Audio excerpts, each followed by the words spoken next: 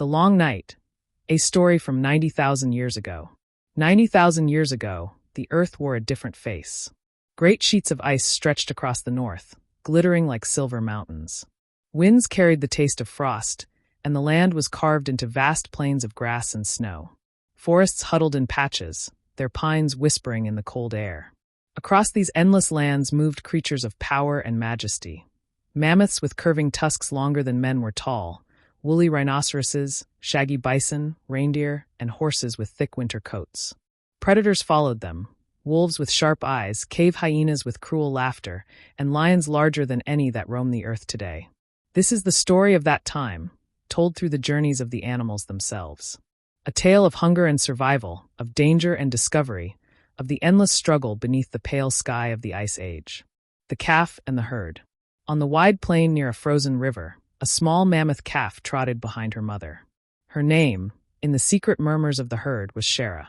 She was young, her tusks just beginning to push through her lip, and every shape and scent in the frozen world filled her with curiosity. Her mother was cautious. She moved with heavy steps, her long tusks sweeping the air like guards. The herd around her walked in a circle of protection.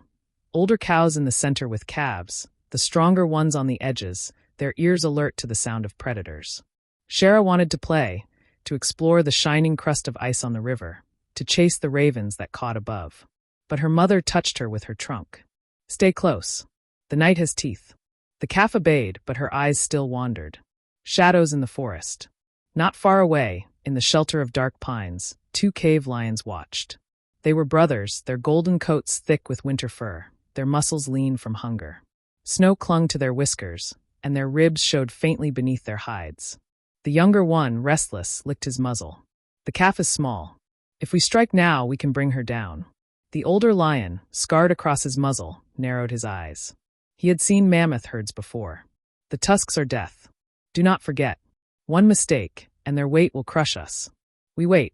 Patience brings meat. But hunger pressed hard. The brothers crouched low, watching the calf stumble in the snow. Their tails flicked with desire, their eyes burning with the fire of survival. The wolf's song. That night, the wind howled across the plains, but another sound rose with it, a long, haunting howl. On a snowy hill, a gray wolf lifted his muzzle to the stars. His name was Wrath, and he was the leader of a pack that had survived many winters. His fur was thick, his eyes sharp with wisdom more than strength. One by one, his pack answered him. Their voices blended into a chorus that rolled across the land, a song of unity and hunger, of warning and belonging. Wrath smelled the mammoths too, but he knew better than to chase giants. Instead, he led his pack along the river, searching for deer or horses. Yet even he felt the change in the world. The cold grew deeper each year, the snow lingered longer, and prey grew scarce. Survival meant traveling farther, braving unknown lands. The river breaks. The next morning, Shara wandered near the frozen river. The ice glittered in the weak sunlight, a glassy mirror of the sky.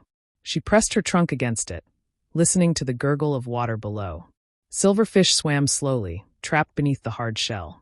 Then, with a sharp crack, the ice split. Shara slipped, her legs flailing, her trumpet echoing in panic. Her mother rushed to her side, wrapping her trunk around the calf and dragging her to safety.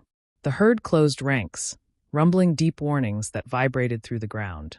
Ravens screamed above, sensing drama. From the forest edge, the lion's eyes flared. Opportunity had come closer. The watchers of the sky. High above, a giant bird circled. It was a griffin vulture, its wings wider than the span of 2 men's arms. It rode the cold winds, its sharp eyes watching every movement below. To the vulture, the struggles of mammoths, the hunts of lions, the runs of horses. All were simply signs of one thing: food. The bird had no stories, no bonds like the mammals below. It lived only for survival, for the feast that came after death. Yet in its way, it shaped the world, for the sight of its circling shadow often warned the living: death is near. The hunt.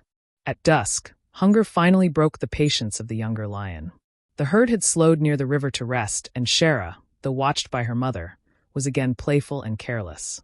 With a burst of muscle, the young lion sprang from the grass. Snow scattered beneath his paws as he charged. His roar split the cold air. Shara froze, terror flooding her. Her mother trumpeted, a sound of rage that shook the ground. The herd erupted into motion, a storm of tusks and massive bodies. The older lion followed reluctantly, forced by the momentum of his brother's choice. He leapt for Shara's flank, only to be met by a wall of ivory. Shara's mother swung her tusks like scythes. One caught the younger lion, sending him sprawling into the snow. The ground thundered as the herd closed ranks, surrounding the calf. The lions snarled and retreated, their golden bodies vanishing into the darkening forest. Hunger remained unsatisfied. Shara trembled, pressed against her mother's side. Her playfulness faded for the first time into fear. She understood now why the herd was always watchful. Winter's grip. The days grew colder still. Snow buried the grass, and icy winds scoured the plains. The mammoths dug with their tusks and feet, scraping away the snow to reach frozen grass.